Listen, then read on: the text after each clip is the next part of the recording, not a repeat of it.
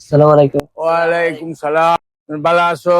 জি রোজা রাখছো? জি দেখুন, আমরা অনেক বড় মানুষ আছে রোজা রাখতে পারে না, রেস্টুরেন্টে লুকাইয়া সাফাইয়া খায়, কিন্তু এই বয়সে তারা রোজা রাখছে। তুমি কোন ক্লাস পড়ো? সিক্স। তুমি কোন ক্লাসে পড়ো?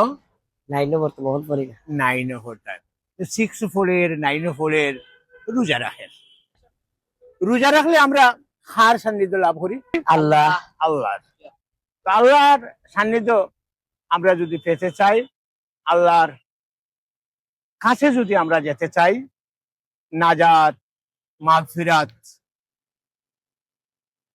কল্যাণের জন্য আমরা সিয়াম সাধনা করব। আল্লাহ আমাদের একটি মাস সিয়াম সাধনা করার তৌফিক দান করুন এবং এই ভাইদেরও আল্লাহ কবুল করুন। আমরা যেন 30টা দিন রোজা রাখতে পারি।